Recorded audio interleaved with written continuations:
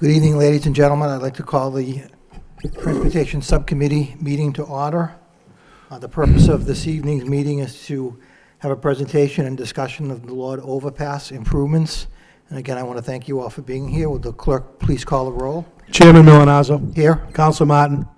Here. Counsel Leahy. Here. 3 present. Thank you. I'd also like to recognize Councilor Corey Belanger, Councilor Rita Mercier, and Councilor Daniel Rourke, and thank them for being here as well. And City Manager Kevin Murphy's with us, and I'm going to actually ask Diane Trad, who's our Director of the Planning and Development Office, and her associate Craig Thomas to introduce the consultant and begin the presentation, if that's all right with my colleagues. Diane Trad. Coming tonight because there's a lot of questions about this very big project, the Lord Overpass project, and I think that our consultants will be able to answer all your questions. It is a little bit confusing, so bear with them. There will be plenty of opportunity later on for public meetings. We want everyone to understand thoroughly what is happening here, the walkability issues, the bike issues, traffic. So there's a lot of pieces to this, so just listen. I'd like to introduce Trish Domigan. She's the Director of Municipal Services for VHB and the manager of the Lord Overpass project, and she can introduce her engineering team. Thank you and welcome. I would also suggest that we try to set some time aside this evening for the public if they have any questions that we'd like to try to get answered tonight. If not, Diane, you mentioned that we're going to have follow-up meetings as a result of tonight's meeting. So again, welcome. Thank you for being here. Thank you very much. We're happy to answer the questions that people have. I've heard that there's some concerns with the project, and especially the construction of the project, which will be a challenge. We haven't quite started the design just yet, so we're going to explain some of the pieces of the project tonight, and then we would love to hear from the community some of the concerns that we can take a look at that through design development. As Diane had mentioned, my name is Trish Domigan. I work at VHB. I've been there for a long time, about 22 years now. I've been working in the city since 2009 when we started working in the Hamilton Canal District, and this is an awesome project. This is really exciting. There's a lot of support from the state level on this project. It's going to, I think, in a positive way, impact this whole section of the city, and it's really a terrific opportunity to work on it, so thank you very much.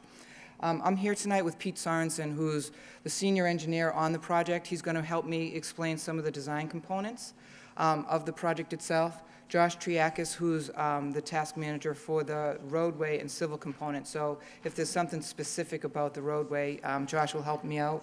Matt Keeley's going to be doing the traffic for the project. Andrew, we have a lot of people from VHB here.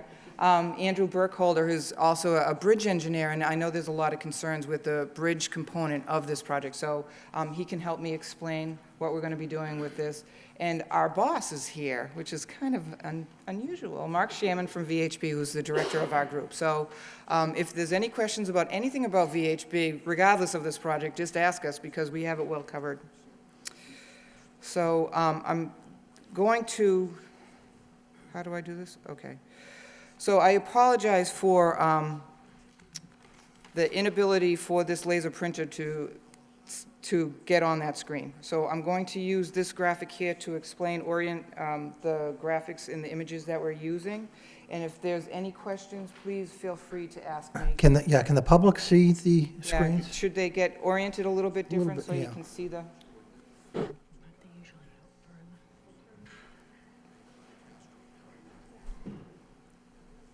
Okay, as everyone's resetting? Okay. Just turn that one too. Yeah. Yeah, that would be great if we could put that up there. We may be told by LTC that the viewing audience at home might not be able to see it, so we might,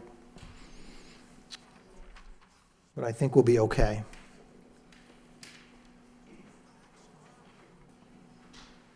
Now, Vanessa Hang in Breslin, by the way, did the access road into what used to be the Hilton Hotel in downtown Lowell. That's now the Inn and Conference Center.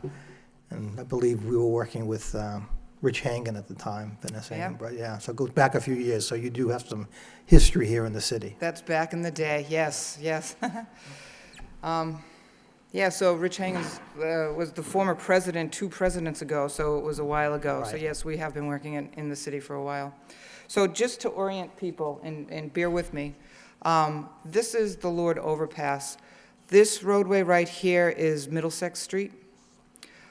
This roadway right here is Appleton Street. It goes down to Chelmsford Street. This roadway right here is Thorndike Street. So the Dunkin' Donuts is right here. This is Fletcher Street. This is the Pawtucket Canal, and this is the Gallagher Terminal. The park is across the street, just to orient everyone on the graphics themselves. I'm going to have a quick presentation, and then I would like to hear some of the questions and comments and concerns that we should be answering through design development. I think we just went over the project review, the overview. With the corridor, I'm going to be explaining the corridor improvements, what the traffic and bridge improvements are going to be, what the public outreach plan is going to be. It's you know, this is a pretty major infrastructure project, and we want to make sure that there's a lot of input from the community in the design development, make sure that people understand the reasons why we're doing what we're doing, and also the initial schedule that we have for the design and the construction of the project. So just to give you a little bit of history, the funding for the project was received by the state. Mass DOT is under a contract with the city for $15 million for the improvements, the design and construction of the Lord Overpass. As I had mentioned, the project scope includes Thorndike Street, which goes down to the YMCA just before the Lowell connector intersection. It goes from the YMCA Drive up to Dutton Street. It also includes the two bridges, the Appleton Street Bridge and the Middlesex Street Bridges, as well as the construction of the Jackson Street extension. So Jackson Street right now ends right at Canal Street, and that's going to get extended out this spring. It's going to start when the snow melts, the construction of that, and that's a very exciting first phase of this entire project. So back in 2009, when we first started the design of this project, we were focusing on some of the what we called Phase 1 Hamilton Canal District improvements. And some of the improvements, as you can see on the TV screens and also on this graphic, included some signal upgrades and pedestrian crossings at the Gallagher Terminal to get on the opposite side of Thorndike Street, as well as some betterment. So there was enhancement, there were trees installed, there were street lighting that was installed, there was crosswalks with specialty pavers installed, things like that. So what we're going to do, that was an initial phase back in 2009, 2010. We're going to expand on that. Ooh, I'm going backwards. So the first thing that we're going to be doing is the construction of the Jackson Street extension. Pete and Josh both worked on this project.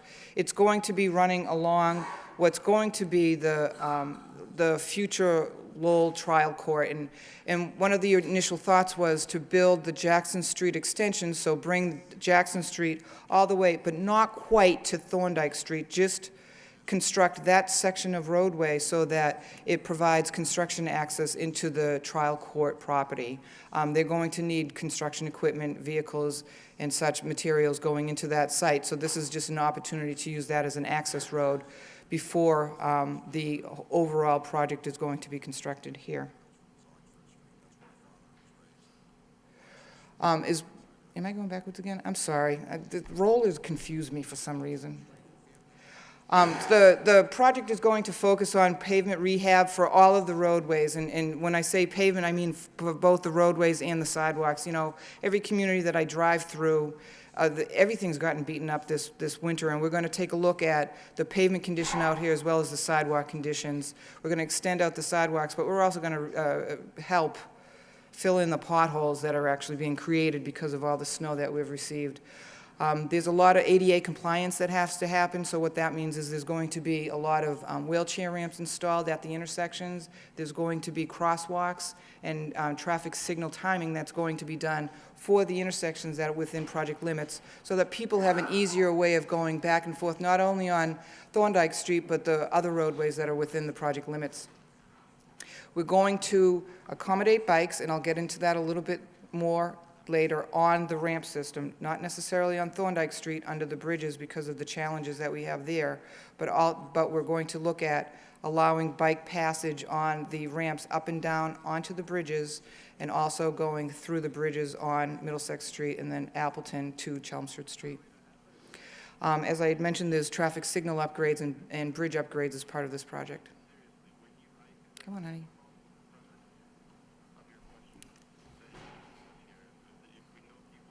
So one of the first stages that we're going to do is take a look at Thorndike Street. As I had mentioned, that there's going to be pavement rehab, and it's going to go from the YMCA driveway to Dutton Street. Most of Thorndike Street, except at the intersection of Fletcher Street with Dutton, is going to stay relatively the same. There's going to be 2 lanes of traffic there. The shoulders are going to be modest. What's out there right now is between 1 and 2 feet. The traffic signals themselves are going to get upgraded, and I'll talk a little bit about that. But the pavement's going to get rehabbed. So we're going to either do full-depth construction, means ripping out all of the pavement that's out there and putting new stuff in, or we're just going to shave off the first inch and then put a course on top of that. We have to do a little bit of investigation before we make that decision, but that was all included as part of the project. Oh my God, this roller, Craig. I'm sorry, this is really tough. Okay, can I click it in also? Really? Okay, I don't believe you. Okay, so the next phase that's going to happen, and I'll point it out on this, is Fletcher Street. So Fletcher Street, as it stands right now, is right next to the Dunkin' Donuts, and it comes out to Dutton Street almost like a 90-degree angle, so perpendicular. We have to kind of shift it over a little bit so that it lines up with the Jackson Street extension. We have to make sure that the traffic goes smoothly through the new intersection.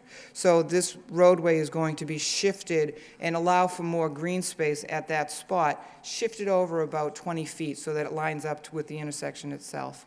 So that's one of the stages of the project. One of the things I want to mention when I mention this intersection is one of the objectives is to make sure that there's pedestrian connectivity between the Hamilton Canal District and the downtown Central Street area and Fletcher Street and that area, Broadway, down in this area. You know, one of the things that's missing through the Thorndike Street corridor is that connectivity or walkability. So we're going to make sure that this movement is allowed through the new signal that we'll be installing at that location.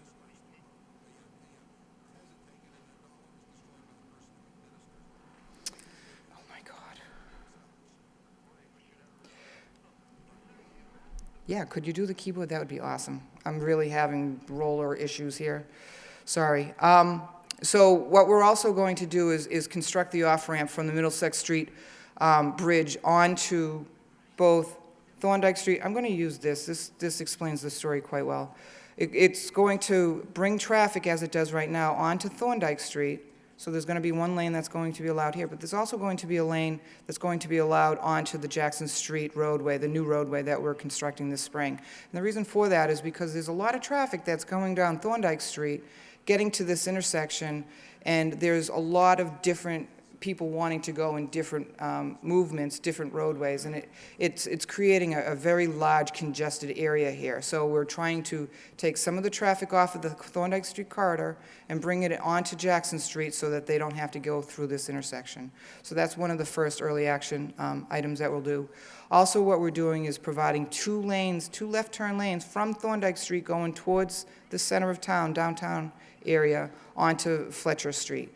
And that will allow the amount of traffic that's trying to make that movement right now to get into the proper lanes so that they can make that movement. Can you switch that?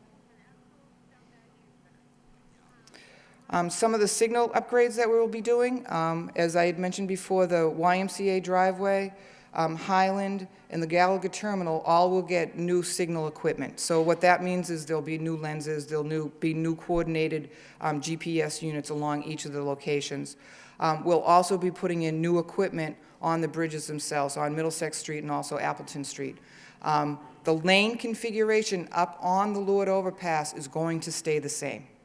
So the traffic movements that are happening up on the bridges are going to stay the same. It's going to be that one-way couplet that's happening right now on the bridges. We're updating the coordination of those signals. We're also upgrading the sidewalks,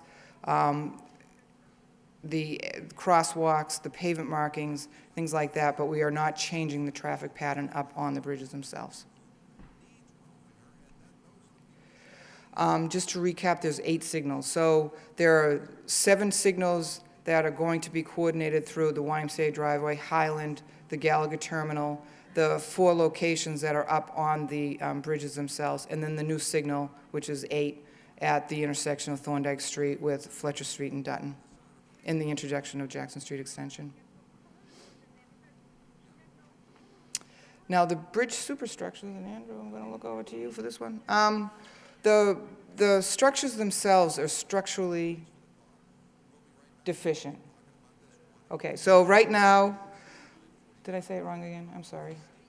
Right now, they're rated. What that means is that you can't have very heavy pieces of vehicles or equipment on top of those bridges themselves. So one of the improvements that we're going to do is take off the bridge decks and the steel as part of the improvements, and then replace the superstructure, which is the steel beams and the deck itself. One of the challenges at that location is there's a number of utilities that are using those bays underneath the bridge themselves, so there's a lot of conduits, different types of utilities. There's water, electric, everything, gas. Yeah, there's a lot of things that we're going to have to do a lot of coordination with utility companies. So it's going to be a challenge just to do those 2 the bridge deck replacements. We are not doing anything with the cement, the abutments going up to the bridges themselves. One of the things that we are doing is we are going to be reconstructing the sidewalks on either side of the bridges, and putting in ADA. If you take a look at the sidewalks and the conditions of these bridges now, it's not passable. You can't walk up there. I know, as he chuckles. So what we're doing is we're going to be constructing the sidewalks and putting in new guardrail, new railing system, things like that. We are not going to be reconstructing the sidewalks on the insides of the bridges. There's really no reason for pedestrians to be up there. And because the land or the actual roadway is so constrained in terms of width, what we're going to do is take a look at that to see if we can shift the roadway over a little bit to the inside and allow for bike accommodations, you know, a shoulder on the outside of the roadways on both Middlesex Street and Appleton Street, so that people can ride their bikes across the bridges without being in a lane of traffic. So that's one of the objectives that we're looking at. As I had mentioned, the bridges don't meet current loading requirements. You can take a look at the signs if they're still up there. We're going to replace the superstructures. We're going to design it so that it meets state and federal standards. One of the things that we have to do with this project, because DOT is going to oversee the design as we meet their standards and federal standards, so we'll be doing that. We're going to look, as the design progresses, we're going to look at accelerated construction sequencing for these bridges to try to minimize, I don't want to say eliminate, but minimize the pain of construction of these 2 bridges. So there's some opportunities, and Pete and Andrew can talk a little bit about what could happen with the construction staging, but we're not at the point now that we can say anything definitive. And the other thing that I want to mention, sorry, Lisa, is there is going to be a very small bridge that's being constructed because we are shifting Fletcher Street over to line up with Jackson Street. So in doing that, we will be over the Pawtucket Canal. So there'll be it's a triangular bridge section that will be designed and constructed as part of this project. This is the project as a whole. Can everyone see that? This is what the objective is going to be, putting in new signal controls, making sure that there's pedestrian walkability along the corridor on both sides of Thorndike Street, going up the ramp system and back down on both sides. We're going to enhance it with street trees, with street lighting. We're trying to address the traffic with better coordinated traffic signals, and then the reconfiguration of this intersection, which is a major traffic challenge. We're taking a look at the bridges to try to design safe and bridges that meet the current traffic pattern, but also to address bicycles and also pedestrians up on the bridges themselves. And then construct the Jackson Street connection between where Jackson Street stops now and Thorndike Street, so that there's some connectivity or there's some movement. People can actually get from Thorndike Street onto Jackson Street and into the Hamilton Canal District. As we had mentioned earlier, the community outreach component is a critical piece to putting anything like this or any type of project, regardless of what it is, making sure people are aware of the design, what the challenges are, what the options are for design components, why the engineers that are here tonight are thinking of what needs to get done in order to meet the goals of this project. So there will be ongoing workshops starting in the spring this year so that we can start vetting out some of the design components or design challenges for this, what the concerns are of the neighborhoods, what we can work on in terms of stakeholder engagement. There will also be, I want to say, a Mass DOT public hearing. I call it an informational meeting on the slide. So Mass DOT will be doing the oversight for the design and construction as it stands right now for the project. And one of the things that is mandated as part of that is a 25 or preliminary design public hearing. We will be holding that. It will probably be either in the summer or in the fall. Is that a little early?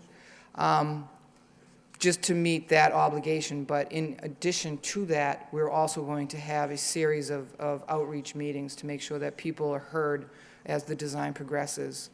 We need a little bit of time to vet through what the design components need to be, in particular in the bridges, and how that relates to the construction of this project as a whole.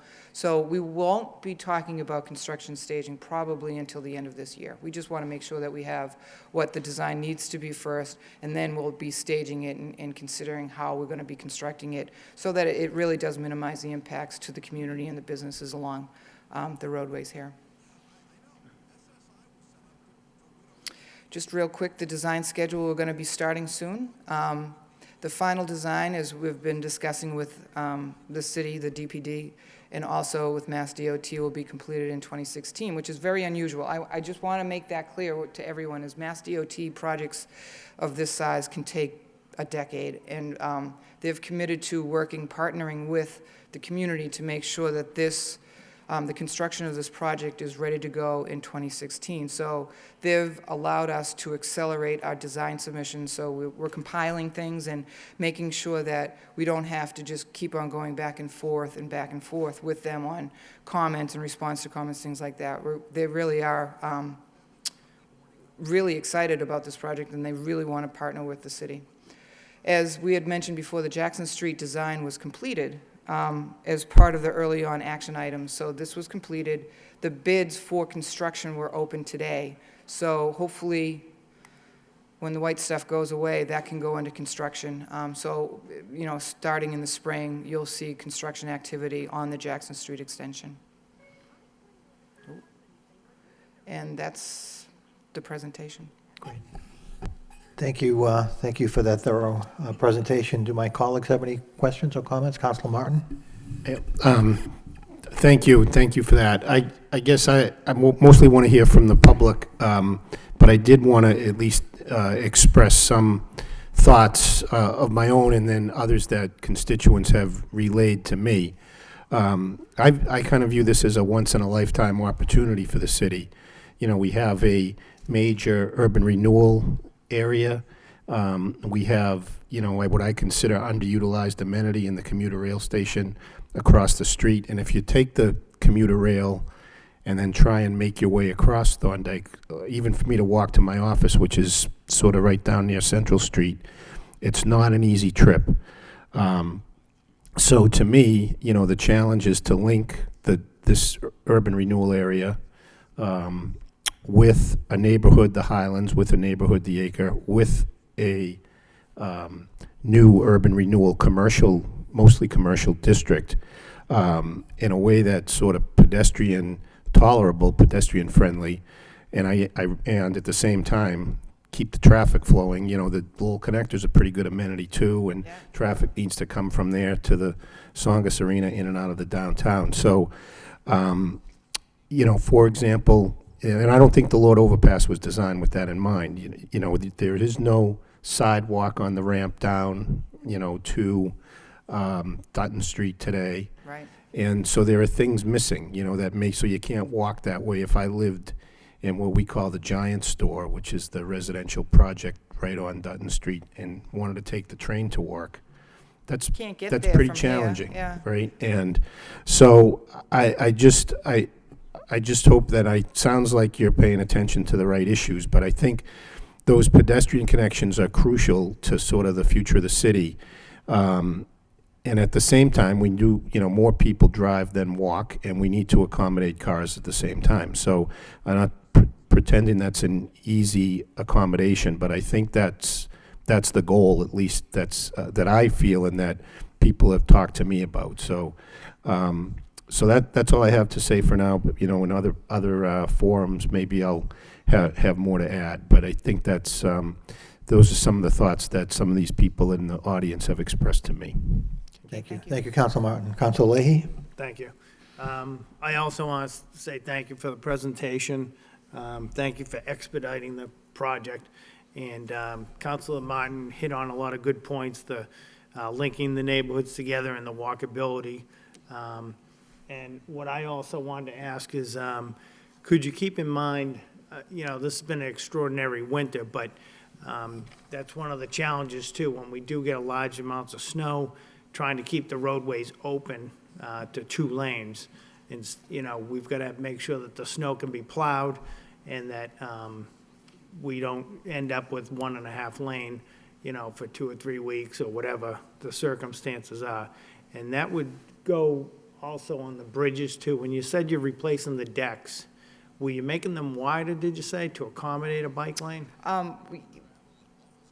Or does that cut down the travel lane? No, there's a sidewalk that's on the inside of those 2 bridges that isn't used right now. Okay, So that's so that about might 5 be- feet.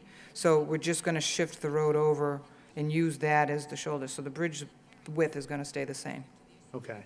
And then just one other point that I've noticed with all these new bridges that are being built lately, they seem to like this cement curbing type of structure, and I'm wondering how that's gonna hold up with maintenance of the bridges, you know? They seem to take a beating even before they open the bridge, and they're patching them all up. So we get a brand-new bridge, and it really doesn't, it's not attractive. And then I'm wondering with the plows and the clearing of the sidewalks, how well that's gonna hold up over the years, you know? Okay. So if you could keep that in mind. Sure. But it looks like a great plan. You look like you're off to a great start, so thank you. Thank you. Thank you. Just to let you know, the standard for Mass DOT is granite curbing, which takes a licking and keeps on ticking, so it should be okay. If I could, before I open it up to my colleagues, and to recognize Council Bill Samaras, who joined us as well as the city engineer, Lisa DeMeo. My question has to do with the work that's going to start this spring over on Jackson Street. Yep. Has the land assembly been completed, and do we have the right-of-way going from the end of Jackson Street now to the new intersection? Has that been completed? Yep, everything should be all set for that to be constructed. Okay. Thank you. At this point, before I open it up to the public, I'll open it up to my colleague, Council Samaras. Thank you, Councilman Milazzo. Thank you for this presentation. One question, a question that's a concern of I think many of the neighbors that live in the Highlands. When you talk about repairing the bridges, I mean, it is necessary. But I think when we think about repairing bridges or redoing anything like that, it seems like it's an unending time. It just goes on. And you talked about expediting that situation. Right. Do you think it's realistic? I mean, I do, and actually, yeah, and Pete, can you come up and maybe you can talk a little bit about it? But DOT recognizes that too, and it actually costs a lot of money for them because they have to have the staff overseeing the construction.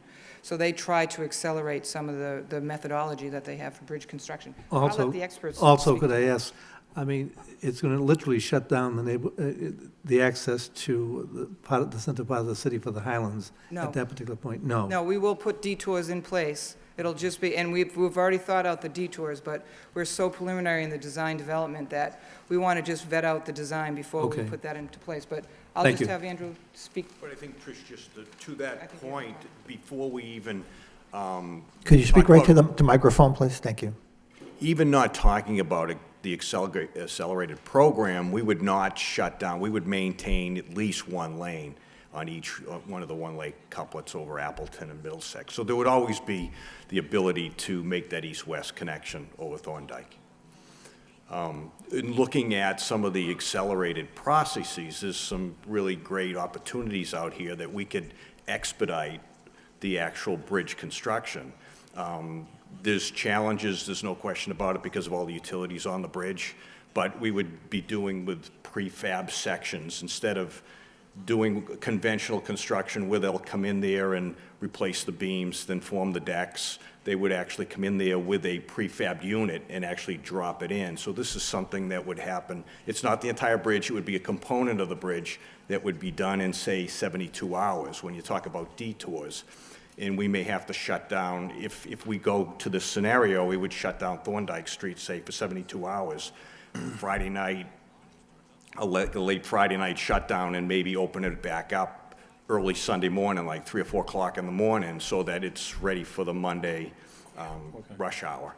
And there would be a detour that actually went around. And we have a lot of opportunities now with the Jackson Street extension to give us this routing around for the east-west connection. The Thorndike Street bypass is easy because we can go up and over the ramps and back down.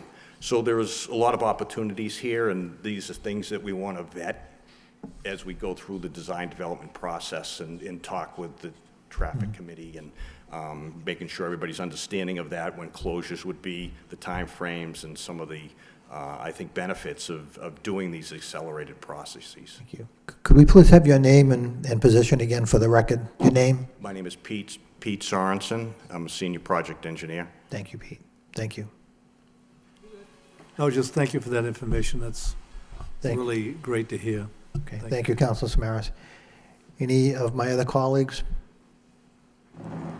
At this point, I'm sorry, Councilor Belanger. Thank you, Mr. Chairman. I do, like my colleagues, like to echo the appreciation of that presentation. Thank you very much. We can't stress enough the importance of this, of how what's going to be connected to the train station, to the downtown, and all the neighborhoods in between. Very exciting stuff. We're anxiously awaiting, so thank you. But through you, Mr. Chairman, a question. The Jackson Street extension, I thought I saw a slide there where it kind of stops a little bit before Right. Fletcher Street. Is upon completion, is it going to be ready for traffic flow, or what's going on with that? It's going, no. If I can use the, I'm sorry. I am mouse illiterate. Yeah, it's not working. So one of the early action components, actually, go up, keep going, that one, right there. So the Jackson Street extension will be constructed, but it will not be connected onto Thorndike Street as part of the early action. And the reason for that is because you really need the intersection in place before you actually punch through and allow people to travel on Jackson Street. So it's going to be constructed up to the property, that's the DCAM property, the Lowell Trout Court, but it will not be constructed to the intersection itself until Fletcher Street's realigned and the configuration, the geometry, the actual intersection's in place. Okay, thank you. So in essence, we're looking at another year or possibly a year and a half to two before Right. that's fully connected? That's correct, yes. Okay, all right, thank you very much. Thank you, Councilor Belanger. At this point, I'd be more than happy to open it up to the public if anyone has any comments or questions at this particular point. The chair will recognize Richard Howe. Thank you, Mr. Chairman. My name is Richard Howe, 130 Westview Road. 3 quick points. One is thank you for saying that there'll be a number of opportunities for public input. I think if you look around the room, there are people representing many constituencies, and they're all kind of tied to this as a hub. Second is, you got to consider the history of this road. It was built 50 years ago to create a high-speed access to the interstate highway system from the Northern Canal Urban Renewal Project just behind us. And we've talked a lot about, or we've heard a lot about pedestrian crossings and things like that, but we haven't heard anything about traffic calming measures. And I think there's a way to do that that's compatible with 2 lanes of traffic getting people to and from the Lowell connector. But that's essentially a highway right now, and it's almost like our version of the Berlin Wall, separating the eastern part of the city from the western part of the city. And I think you're going to need more than a crosswalk and a light to make people feel safe and comfortable crossing it on foot. And the final point, it's directed really to the city. This project sounds very good. The work that's been done up on the South Common is terrific. That's very encouraging. But if it's just going to end at the Fletcher Street, Thorndike Street intersection, I think there's a lot more to be done. And I think the city has it within its power to do that. You know, in Jeff Speck's book, The Walkable City, on the introduction, he cites a very walkable city, Rome, Italy, and a very unwalkable city, Lowell, Massachusetts. And he's talking about this intersection right in front of City Hall. And so I think this should be part of a comprehensive approach by the city to make the whole road from the Thorndike, from the Tsongas Center all the way up to the Prince Spaghetti Bridge much safer and more accommodating to pedestrians. Thank you. Thank you, Mr. Howe. Anyone else like to? Yes, come to the microphone, please, and if we could have your name. Sarah White, 27 Jackson Street. So I live on Jackson Street, and one of my concerns for this wonderful project, thank you all very much for setting it up, is there is new residential housing on Jackson Street. There's the Lowell Community Health Center on Jackson Street and the charter school on Jackson Street. Both of those larger community groups, organizations, almost close down Jackson Street on a daily basis because of people dropping off and picking up children. So Jackson Street itself has a huge amount of daily traffic that has to do with the safety of children. I drive down Jackson Street daily. I know not to go there between 3:30 and 5:30 when pickup is happening. They really do. They set out cones. It drops down to 1 lane or not. Parents park their cars next to the parking spots and just wait for the kids to come out. So there's a lot of traffic that has to do with vulnerable populations. And I guess with the extension, I think it will make some people's ride easier to get there, but I'm also worried just about the amount of walking population having to do with children, illnesses, whatever, walking from the early parking garage across the street to the community health center, or drop off and pick up from children. So it's just a concern of mine as we start to extend this project. I have a couple of other concerns. One, I definitely support Dick Howe's version of, aren't we really thinking about making this city walkable? There's a lot of traffic that goes from Dutton Street and heads off into the university. For example, cars line up in 2 lanes to turn, make that right-hand turn, and that whole area is just ignored essentially as being either commercial adventures or whatnot. I represent the Western Avenue Studios as well, and we are blocked by the railroad and the inability to get there through walking paths, although the artists are often crossing the railroads on their own 2 feet, and it makes it could be a dangerous situation. We think it could be really opened up. There's a university bus line that goes down School Street and picks up all the university students off in that area. So we know there's lots of people who could use services, commercial businesses, and really open up that whole area if possible. So that's my other thought. Thank you. Thank you for your comments and concerns. Anyone else wishing to speak before the subcommittee? Name, please. My name is Dan McNeil. I live at 200 Market Street, number 82. I have a few questions. The first is, if construction on the Jackson Street extension is starting in the spring, does that mean that input on that is essentially closed? I would defer to Diane Trad. Excuse me. We will be having sessions fairly soon, actually, to talk about the Jackson Street extension and simple things that we might be able to do. Some of the things that that Sarah mentioned with drop-off for school and that kind of thing will be taken into consideration. Okay. Does the Jackson Street extension in any way imagine connecting Western Avenue? I mean, people can already get from Fletcher Street to the Jam District, but I imagine it's technically illegal to cross the railroad tracks, and it's probably something we're not trying to encourage. So to repeat the question, is there any thought to connecting Western Avenue in this project? Craig? Thank you, Chairman. Mr. McNeil, Western Avenue reconnection is actually something that the city has had an interest in a long time. It used to be connected, and you can still see the vestiges of the old roadway there, but unfortunately, this was a unilateral act by the railroad. We've been unable to overturn that, but we've tried repeatedly in the past to reach out for some information, and as a part of this, we will go back to them and see if we can't work something out. In theory, it's a very simple change, that just opening up a connection that previously existed, but the railroad's ownership is relatively uncontested, so it's very difficult to work with them if they don't want to be cooperative with us, unfortunately. But it's something we would take a look at based upon the concern. Okay, thank you. Okay, that's all the questions I have. Thank you. Although I would like to give another pitch for walkability over improving the interstate highway system. I would like to suggest that rather than, I'm not an engineer, and that's probably pretty obvious, rather than improving the bridges, why not just raise Thorndike Street so that there is a four-way intersection where people can just walk across? I mean, right now, I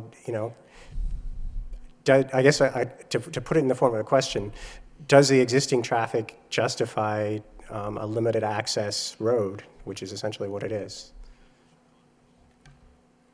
Again, that's something I think that the engineers and the design people will certainly consider. But it's a good point to raise Thorndike Street if it can be done.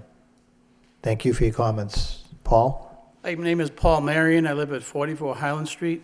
I'm in the neighborhood. I can see Thorndike Street from my house. I can't see Russia, but I can see Thorndike Street. The whole area from YMCA Drive all the way down to the Dutton, Fletcher, Thorndike area, and even continuing on, as Dick Howe described, it's really not pedestrian friendly at all. And I agree with, I think Bill said, this once in a lifetime. It's more than once in a generation. It's really probably once in a lifetime opportunity here to try to get it right, get it better, make it better. This is the first time I'm seeing this plan, so I haven't absorbed everything, but I would just sort of vote with the other people who have stood up here and said anything that could be done to make this more accessible to people walking, biking. This area, I mean, we have to look into the future, when we think about this area with the courthouse coming. You're going to be looking at the open space plan tonight, which I believe sort of reinforces the commitment to renewing the South Common. The Lower Highlands neighborhood is booming with businesses. Somehow we've got to connect the city through this area. And I welcome this opportunity and hope that we can be creative and not constrained by either budget or time, and really get it done the way it's going to be something that we look back on and really be happy about. I'm also the Executive Director of Community Relations at the university, and I have to say something from the university perspective tonight. The train station is a really important connection for us. Our enrollment is up more than 40% in the past 7 years.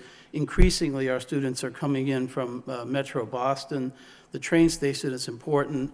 I mean, the connection now, if you're trying to walk to South Campus, from the Gallagher, good luck. I mean, we really, from a university perspective, are going to, be looking at what the city and the consultants are going to propose to make that, safer, more accessible, and just a smoother connection to bring that whole part of the city, whether it's Western Ave or the South Campus, again, pull that closer, by way of some really good, transportation planning. So thank you and good luck, and we'll all be, participating. Thank you. Thank you, Paul, for your comments. Good evening. How you doing? Sparos Katsakis, 564 Dutton Street, Lowell, Mass. I have a few questions and recommendations on the pedestrian up and down the Lord overpass. I think it's a must. You definitely need sidewalks. I don't see, I'm there. My office is at 564 Dutton Street. I do not see too many people crossing over from Fletcher across the street to where the courthouse will be. It's pretty much people coming up and down the Lord overpass. Also, I'm wondering if you come down the Lord overpass, you're going to be able to take a left onto Fletcher Street. That's a question I have. And also, where my exit is on Dutton Street, where the Dunkin's drive-thru is I heard that they're going to be shifting it over 20 feet. Is that going to affect my exit for my office and the Dunkin' Donuts drive-thru? So, but you definitely need sidewalks up and down the Lord overpass. I'm there every day. They're talking about bike paths and everything else. I disagree with those. The demographics, that area is pedestrians all day, every day. I see multiple people walking down the Lord overpass with no sidewalks. It's a big problem. And I can't believe nobody's been hit in the last couple of weeks with all the snow we've had. Okay, thank you very much. Thank you for your comments. Before we get to Mr. Durkin, will there be a left-hand turn off of Thorndike onto Fletcher? Is that her? Yes, there will be. So when you come down, Yeah, I can talk to you after. okay. Okay, all right. It won't be pedestrian and bike, yes. Okay, thank you. Will that No, it affect will the not affect drive-through? your driveway. Thank you. Thank you. Mr. Durkin? Tom Durkin, member of the Chamber Group, as well as a business person who's been at the overpass. My office looks out on the overpass, touches the overpass for the last 54 years. So I see my waking hours are spent more there than I am in my home. The Lord overpass, historically 1957, we got there in 1961. There were no traffic lights in the early years. That rotary is the axle of the wheel of the city of Lowell. Joe Sixpack and Mr. Bank President uses it. It's a demographic, not a specialized area. Everyone uses it. From my memory, the statistics used to be 47,000 cars daily in the Lord overpass, 32,000 in the connector, and County Square, 15,000. So it is a very heavily trafficked area. The lights, and I congratulate the engineers on the synchronizing of lights. The lights do not talk to each other. So you do have a pent-up demand where the lights are red, people are waiting, there's no cross-traffic. It needs to be addressed to talk to each other. The other thing, and Rita Mercy was very, very helpful earlier, we looked at the overpass, actually out of my office with Rita and I, and there's gridlock, and you can take a left on red when entering a one-way intersection. So we had the corners posted with left on red, which allowed the traffic to flow. My concern is the bottlenecks at that area. And we have a registry of motor vehicles, 170,000 visitations a year on a 21-day week. We have a courthouse going in. It's going to have 5 courthouses under one roof. So the traffic that we talked about on Jackson Street for the community health center and the charter school is just elevating more and more. So we have a great deal of success happening there, but I don't think a number of bodies that are going to be using that have been contemplated. And also, not that we need to talk about it, but parking doesn't exist. So you're going to have a courthouse with some problems. You're going to have people coming out of the Jackson Street. It's a good sign of growth, but I think one of the major things that could help is the left on red and the traffic synchronizing of the lights talking to each other. But again, I thank you for what's being done. Thank you. Thank you. Thank you, Mr. Durkin. Anyone else? My name is Chris Leva. I live at 48 Epping Street in South Lowell. I've been looking at the pictures and also a lot of the plans and things, the blogs online, stuff like that. And it looks like at-grade crossings, but for pedestrians, it's going to be very, very difficult to do well. And like Dick Howard said, is that just having crosswalks might not be enough, but I'm not too sure how easiest going to be to do something else. Would it be possible for us to do multiple designs to see what's possible and then choose one that's best versus just one design evolution? Like one of the things a lot of people say in design that's very common is you don't know what's best until you actually see it. So I don't know, is it possible for us to do multiple alternatives and choose which one's the least bad? Yeah. The answer is yes. And the public outreach meetings, they'll be looking for input like yours this evening, and they'll come up with, design A, B, C, the most optimal that will work for that area. So Okay, cool. the answer is yes. Excellent. Thank you. Advantages, disadvantages of Correct. things to consider, yeah. Oh, okay. And more requirements to be gathered during things. I have a couple of small suggestions. I won't bring up the big group. This is appropriate. There's a Facebook group. Okay, cool. Well, thank you. Thank you for your comments. We are pushing up against our 6:30 meeting time, but I don't want to cut anyone off. Yes, sir. Thank you, Mr. Milanazzo. I appreciate your time. My name is Jay Mason. I'm residing at 77 Tyler Park.